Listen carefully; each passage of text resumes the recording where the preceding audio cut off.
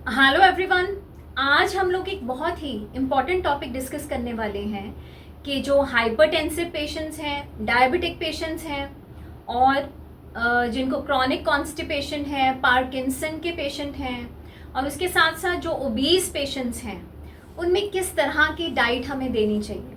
देखिए, जो जितनी भी मैंने ये डिजीज़ेज़ अभी आपको बताई, तो उसमें हम ज़्यादातर रिकमेंड करते हैं हाई फाइबर डाइट या फाइबरी डाइट।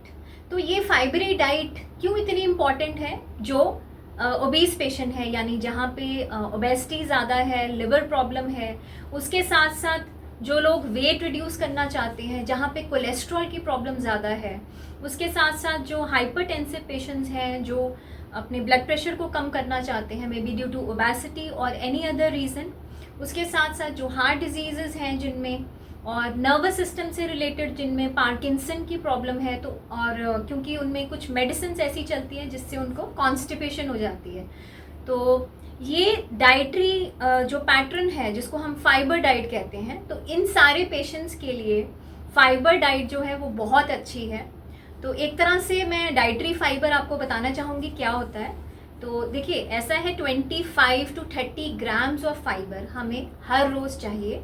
तो उसमें से अगर हम डाइट की बात करते हैं तो 100 ग्राम्स जो हैं, 100 grams of protein, 100 grams of carbohydrates, complex carbohydrates, 100 grams जो हम पल्सेस और जितने भी हम नट्स हैं, सीड्स हैं, फाइबर है, सब कुल मिला के थोड़ा थोड़ा जो प्रोपोर्शन में खाते हैं, तो उससे हम सारे दिन में कम से कम 12 to 15 या 15 to 20 ग्राम्स जो हैं फाइबर ले सकते हैं।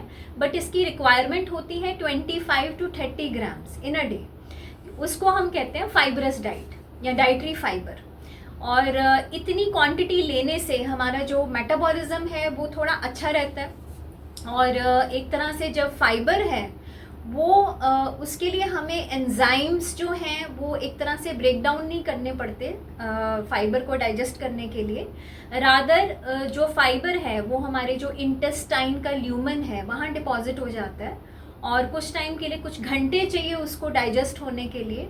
तो उससे क्या होता है कि हमारे गट की जो मोटिलिटी है वो बहुत ज़्यादा इंक्रीज़ हो जाती है और उससे हमें जल्दी भूख नहीं लगती, हमारा मेटाबॉलिज्म फास्ट हो जाता है और उसके साथ साथ जो हमारा ब्लड ग्लूकोज लेवल है वो भी थोड़ा सा डाउन हो जाता है। और जिन लोगों में हाई बीपी की प्रॉब्लम है वहाँ तो फाइबरस डाइट बहुत ही अच्छी है, क्योंकि सॉल्ट भी कम लीजिए और हाई फाइबर डाइट खाने से हमारा सॉल्ट इंटेक भी चेक रहेगा। और उसके साथ साथ ओबीज पेशेंट्स में भी ये बहुत अच्छी है, क्योंकि ब्लड ग्लूकोज लेवल डाउन रहता है और हमारा जो मेटाबॉलिज्म है वो काफ़ी अप हो जाता है इससे। उसके साथ साथ जिनमें कॉन्स्टिपेशन की प्रॉब्लम है उन पेशेंट्स के लिए बहुत अच्छी है, और क्योंकि बहुत टाइम लगता है इसको डाइजेस्ट करने के लिए। और इनफैक्ट ये जिनमें कोलेस्ट्रॉल लेवल बहुत हाई है, क्योंकि फाइबर ही एक ऐसी डाइट है जो बैड कोलेस्ट्रॉल है उसको अंदर जाने नहीं देता, एलडीएल को, और एक तरह से उसका लेवल हाई नहीं होने देता, जिसको डाइजेस्ट करने में काफ़ी टाइम लगता है। तो इस तरह से ये इस लेवल के लिए जिनमें कोलेस्ट्रॉल की प्रॉब्लम है उनके लिए भी फाइबर इनटेक बहुत ज़्यादा इम्पॉर्टेंट है। और पार्किंसन कॉन्स्टिपेटेड पेशेंट्स के लिए, क्योंकि एक तरह से गट हेल्थ को बहुत इम्प्रूव कर देता है, गट की जो मोटिलिटी है वो काफ़ी इंक्रीज़ हो जाती है। तो कॉन्स्टिपेशन के लिए कोई भी आपको मेडिसिन वगैरह नहीं खानी पड़ेगी, वो सिर्फ ये डाइट इम्प्रूव करने से ही आपकी जो कॉन्स्टिपेशन है वो इम्प्रूव हो सकती है। तो प्लीज़ जहाँ पे भी ये सारी कॉम्प्लिकेशंस हैं तो ये डाइटरी फाइबर वाली डाइट फॉलो कीजिए। Thank you so much.